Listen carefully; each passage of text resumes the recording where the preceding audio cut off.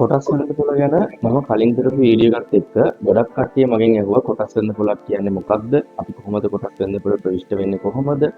ඒ වගේ ගොඩක් කාරණා ඒ සම්බන්ධයෙන් මගෙන් ඇහුවා. ඉතින් මම හිතුවා ඒකත් එක්ක අද කොටස් වෙනද පොළක් කියන්නේ මොකක්ද කියන දේ සම්බන්ධයෙන් කතා කරා නම් හොඳයි කියලා.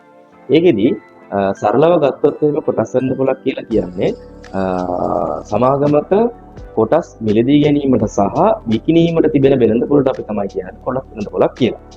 ඒ කියන්නේ අපි හිතමු ගාමන්ට් ෆැක්ටරි එකක් තියෙනවා. මේ ගාමන්ට් ෆැක්ටරි එකට ඉඩමක් මිලදී ගැනීමක් හරි මොකක් හරි ගාමන්ට් ෆැක්ටරි එක පුළුල් කිරීමට අලුතෙන් මැෂින් ලබා ගැනීමට අවශ්‍යතාවයක් එනවා. එතකොට ඔය ගාමන්ට් ෆැක්ටරි එකට පුළුවන් කොටස් වෙළඳ පොළට ප්‍රවිෂ්ඨ වෙලා එයාලගේ මුදල් අවශ්‍යතාවය ඉෂ්ට කරගන්න කොටස් නිකුත් කිරීමක් සිදු කරනවා. එතකොට ආයෝජකයන් විදිහට ඉන්න අයට පුළුවන් අර කොටස් මිලදී අරගෙන සමාගමට කොටස් සමාගමයට මුදල් ආයෝජනය කරලා අපිට කොටස් මිලදී ගැනීමක් සිදු කරන්න පුළුවන්. අන්න ඔය කොටස් මිලදී ගැනීමට සහ කොටස් විකිණීමට සිටින අය එකිනෙකට මුණගස්සන වෙළඳ පොළ අපි කියනවා කොටස් වෙළඳ පොළ කියලා. එහෙමත් නැත්නම් අපි හිතමු මංගාව තියෙනවා මොකක් හරි සමාගමකින් ගත්ත රුපියල් 5 ගානේ ගත්ත කොටස් වගේක් මංගාව දැන කොටස් 1000ක් මංගාව තියෙනවා. මට වෙනවා ඒ කොටස් ටික විකිණීමට අවශ්‍යතාවයක් වෙනවා මගේ මුදල් අවශ්‍යතාවයකට. වර්තමාන මිලට අපි මම රුපියල් 5 ගානේ ගත්ත කොටස් වල මිල අපි හිතමු රුපියල් 10කට වැඩි වෙලා තියෙනවා. එතකොට මට පුළුවන් රුපියල් 10 බැගින් කොටස් ටික විකුණන්න. මොකද වර්තමානයේ වෙනකොට මේ සමාගමේ කොටස් එක මිල රුපියල් 10ක් වගේ අගයකට ඇවිල්ලා තියෙන්න පුළුවන්.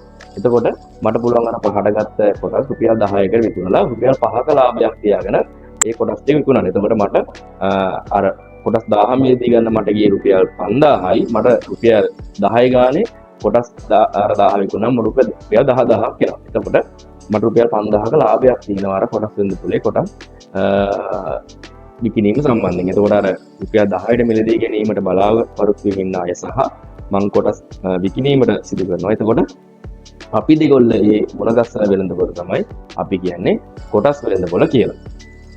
අපි කතා කරන්නේ කොටස් වෙළඳ පොළක් කියන්නේ මොකක්ද කියලා. යම් කිසි අවබෝධයක් පාවෙන්නේ නැති කොටස් වෙළඳ පොළක් කියන්නේ මොකක්ද කියලා. එතකොට අපි බැලුවොත් කොටස් වෙළඳ පොළේ මුදල් ආයෝජනය කරාම අපිට ලැබෙන්නේ වාසි මොනවද? නැත්නම් අපි ඇයි මේ කොටස් වෙළඳ පොළේ මුදල් ආයෝජනය කරන්නේ?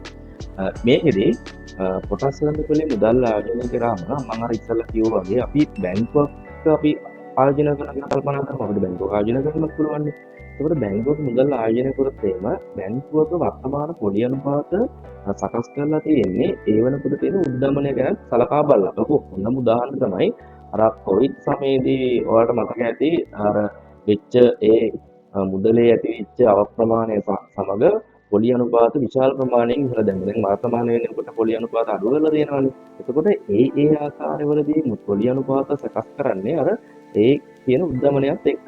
එතකොට අපි අද මුදල් ආයෝජනය කරලා අපි තව අවුරුදු 10කින් මේ මුදලේ වටිනාකම අපි මේ මුදල් ප්‍රමාණය ලබා ගත්තා අපිට ඒ වෙනකොට අද මිලදී ගෙන තියෙන ඒ බඩු ප්‍රමාණය අපි හිතමු අපි මුදල් වියදම් කළා මොන හරි බඩු මිලදී ගන්නවා කියලා. එතකොට අද ඒ මුදල් වියදම් කරලා ගන්න බඩු ප්‍රමාණය අපිට අවුරුදු 10කින් අර පොලි අනුපාතත් එක්ක වැඩි වෙච්ච මුදල යොදවලා මිලදී ගන්න බැරි වෙන්න පුළුවන්. ඉතින් ඒ නිසා උද්දමනයත් එක්ක ගලපන පොලි අනුපාතය තමයි අපි බැංකුවක මුදල් ආයෝජනය කරාම අපිට ලබා දෙන්නේ. ඉතින් අපි කොටස් වෙළඳ පොලේ මුදල් ආයෝජනය කිරීම සම්බන්ධයෙන් කතා කරොත් එහෙම කොටස් වෙළඳ පොලක උද්දමනයට සාපේක්ෂව සමාගමක වටිනාකම ඉහළ යාම වැඩි. ඒ කියන්නේ ඒ සමාගමේ ලාභය ඉතින් නැත්නම් සමාගමේ රැකී යම් යම් කටයුතු ඒ වගේ දේවල් පදනම් කරගෙන තමයි සමාගමක කොටසක අගය ඉහළ එන්නේ. කියන්නේ ඒ සමාගමක තියෙන ඉල්ලුම වැඩි වුණොත් අපි හිතමු අපි X කියන සමාගමක් අපි උදාහරණයක් ගමු.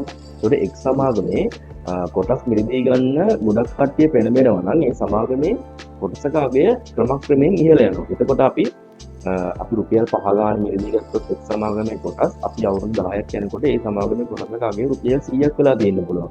අපි එතකොට රුපියල් 5 ගාන කොටස් 1000ක් මිලදී ගන්නවා ඒ සමාගමේ. එතකොට අපි අවුරුදු 10කින් මේ සමාගමේ කොටසක අගය රුපියල් 100ක් වෙලා තිබුණොත් අපි රුපියල් 90 කොටසකින් රුපියල් 95ක් ලාභයි. එතකොට අපිට රුපියල් 95000ක ලාභයක් ලබා ගන්න පුළුවන් අවුරුදු 10යි. මම සරලව කතා කරලා රුපියල් පොඩි ගාණක් හිතගත්තේ ලොකු ගාණක් ආයෝජනය කරොත් එහෙම ලොකු මුදලක් අපිට ලාභයක් විදිහට අපිට ලබා ගන්න පුළුවන් කොටස් වෙළඳ පොලේ ඒ විදිහට ආයෝජනය කරොත් ඒ වගේම තමයි ඔය එක පැත්තක් තමයි කොටස් වෙළඳ පොලෙන් අපිට ලාභයක් ලබා ගන්න පුළුවන්. ඒ කියන්නේ අපේ ඔකට කියන්නේ ප්‍රාග්ධනික ලාභය කියලා. ඒ කියන්නේ කොටසක අගය ඉහළ යාම මත අපිට ලැබෙන ලාභය තමයි ඔය එක පැත්තකින් අපි ගත්තොත් කොටස් වෙළඳ පොලේ මුදල් ආයෝජනය කරාම අපිට ලැබෙන වාසිය. අනිත් පැත්තෙන් තමයි අපි සමාගමක මුදල් ආයෝජනය කරාම අපි ඒ සමාගමේ අයිතිකාරයෙක් බවට පත් වෙනවා. එතකොට අයිතිකාරයෙක් බවට සමාගමක පත් වුණාම අපි ඒ අදාළ සමාගමේ ලාභයක් ලැබුවම ඒ ලාභයට අපි හිමිකමක් තියෙනවානේ. එතකොට ඉන්න අධ්‍යක්ෂක මණ්ඩලයට පුළුවන් තීරණය කරන්න අපේ තුම අවුරුද්දක වාර්ෂික ලාභය වාර්ෂිකව ලබන තියෙන ලාභය ඕනනම් සමාගමට පුළුවන් ඒ සමාගමේ ඉදිරි කටයුතු සඳහා යොදා ගන්නත් පුළුවන්. එහෙම නැත්නම් අධ්‍යක්ෂක මණ්ඩලය තීරණය කරොත් එහෙම කොටස් හිමියන් අතරේ යම්කිසි ලාභයෙන් කොටසක් බෙදා හරිනවා කියලා අපි මිලදී අරන් තියෙන කොටස් ප්‍රමාණයට අනුපාතිකව අපිට ලාභ ලැබීමට හිමිකමක් ලැබෙනවා අපි කොටස් මිලදී ගැනීමක් සිදු කරලා තිබ්බොත්. මොකද අපි ඒ සමාගමේ අයිතිකාරයෙක්. ඉතින් අනිත් එක තමයි අපි බැංකුවක මුදල් ආයෝජනය කරලා තිබ්බම ඒ පොලි අනුපාත අපි දන්නවනේ අපි ආයෝජනය කරලා තියෙන මුදල 10% පොලි අනුපාතයකට තමයි අපි ආයෝජනය කරලා තියෙන්නේ කියලා. එතකොට අපි දන්නවා මේකේ පොලි අනුපාතය 10%යි. ඒක එහෙම ලොකු වැඩිවීමක් වෙනසක් සිදුවන්නේ නැහැ. අපිට ඒතකොට ඒකට ආයෝජනය කරන පෙළඹීම අඩුයි. හැබැයි කොටස් වෙනද පොලේ මුදල් ආයෝජනය කරලා තිබ්බම අපි දිනපතා අපිට බලන්න පුළුවන් අද වර්තමානයේ වෙනකොට කොහොමද මේ කොටසක අගය වැඩි වෙලා තියෙන්නේ අඩු වෙලා තියෙන්නේ කොහොමද ওই දේවල් එක අපිට පොඩි කැමැත්තක් ඇති වෙනවා මුදල් ආයෝජනය කරනකොට. මොකද අපි යොදවන මුදල් වල වැඩිවීම අඩුවීම අපිට දිනපතා බලා ගන්න පුළුවන් වෙනවා කොටස් වෙනද පොලේ මුදල් ආයෝජනය කරලා කිරීම සම්බන්ධයෙන් අපි මුදල් ආයෝජනය කරොත් මේකත් අපිට මම හිතනවා ආයෝජනය කිරීමට පෙළඹීමක් පැත්තෙන් ගත්තත් අපිට කොටස් වෙනද පොලේ මුදල් ආයෝජනය කිරීම වාසියක් විදිහට අපිට ගන්න පුළුවන්. ඒ වගේම තමයි අපි හිතමු මට ව්‍යාපාරයක් ආරම්භ කරන්න අවශ්‍යතාවයක් කියලා. මට ව්‍යාපාරයක් ආරම්භ කරන්න අවශ්‍යතාවයක් ආවට මම මොකක් හරි රැකියාවක් කරනවා නම් මට ඒ රැකියාවෙන් අයින් වෙන විදිහ තමයි ඒ අලුතින් ව්‍යාපාරයක් ආරම්භ කරලා පවත්වාගෙන යන්න සිදුවෙන්නේ. එතකොට අපිට ඒ වෙනුවෙන් ප්‍රමුඛතාවය දීලා කරගෙන යන්න වෙනවා. අපිට සමහර කෙනෙක් ව්‍යාපාරේ අනාගතේ පාඩු ලබලා ව්‍යාපාරය හෙන්නත් පුළුවන් සාර්ථක වෙලා ව්‍යාපාරය ඉදිරියට කරගෙන යන්න පුළුවන් වෙන්නත් පුළුවන්. ඔන්න ඔය කාරණය සැලකිලිට ගත්තොත් එහෙම අපිට පුළුවන් ව්‍යාපාරයක් අපි ආරම්භ කරනවට වඩා අපේ තියෙන මුදල් අපි කොටස් වෙළඳ පොලේ තියෙන සමාගම් 284ක් වගේ තියෙනවා. ඒ සමාගම් 284 බලලා හොඳ සමාගමක් තෝරලා අපිට පුළුවන් අපේ මුදල් ඒ සමාගමේ ආයෝජනය කරන්න. එතකොටත් අපි ව්‍යාපාරිකයෙක් බවට පත් වෙනවා. අර සමාගමේ අපි අයිතිකාරයෙක් වෙනවනේ. එතකොට අපි නිකම්ම ව්‍යාපාරිකයෙක් බවට පත් වෙනවා ඒ සමාගමේ. එතකොට ධම්මික පෙරේරා, විචාරණා නායකකාර, හැරි විජේවර්ධන වගේ අය කරන්නේ ඔය එයාලා ව්‍යාපාර අලුතෙන් ආරම්භ කරනවා නෙවෙයි. එයාලා කරන්නේ ඔය කරගෙන යන ව්‍යාපාර වල සම්බන්ධ වෙලා එයාලගේ මුදල් යොදවලා එයාලගේ ව්‍යාපාර වල අයිතිකාරයෙක් බවට පත් වෙනවා. එහෙමත් අපිට පුළුවන් ව්‍යාපාරිකයෙක් බවට පත් වෙන්න. එතකොට ඔයත් ඔයාගේ මුදල් මොකක් හරි සමාගමක ආයෝජනය කරොත් ඔයත් ව්‍යාපාරිකයෙක් වෙනවා. මොකද ඔයා සමාගමේ අයිතිකාරයෙක් බවට පත් වෙනවා. ඉතින් ඔන්න ඔය කාරණා සැලකලා ගත්තම අපිට කොටස් වෙළඳ පොලේ මුදල් ආයෝජනය කිරීම සම්බන්ධයෙන් වාසිය අපිට ගන්න පුළුවන් අන්න ඔය කාරණා.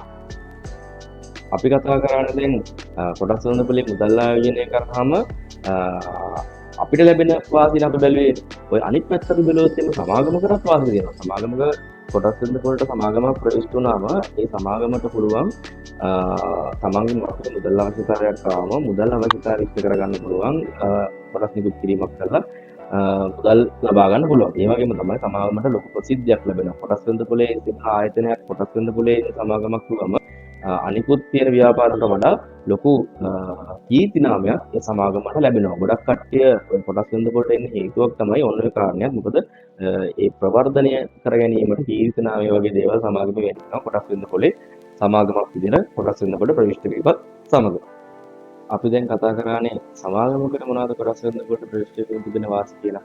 ඉතින් ගොඩක් කට්ටිය දන්නේ නැහැ අපි කොහොමද කොටස් වෙළඳ පොලට ඇවිල්ලා මේ ආයෝජන කටයුතු සිදු කරන්නේ. ඒකින් එක ගොඩක් අමාරු දෙයක් වෙනවා. දැන් ඔන්ලයින් පාසුකම් ලබා දීලා තියෙන අපිට කොටස් වෙළඳ පොලේ ගිණුමක් විවෘත කරන්න. ඉතින් මම ඉස්සරහට අපි කොහොමද කොටස් වෙළඳ පොලේ ගිණුමක් විවෘත කරන්න කියන කාරණේ කතා කරනවා. ඉතින් මගෙත් එක දිගටම සම්බන්ධ වෙලා ඉන්න කියලා ඉල්ලා සිටිනවා. ඒ වගේම තමයි මේ වීඩියෝ එක තවත් කාර්යය බලන්න තව කෙනෙක්ට වැදගත් වෙයි. මොකද තවත් කවුරු හරි ආයෝජනයට ආසාවක් ඇති වුණොත් එහෙම මම ඇත්තට මේ වීඩියෝ ටික කරන්නේ තව කාට හරි ආයෝජනය කිරීමට කැමැත්තක් ඇති වෙන්නත් එක්ක. ඉතින් තව කාට හරි බලන්න මේ වීඩියෝ ෂෙයා කරන්න.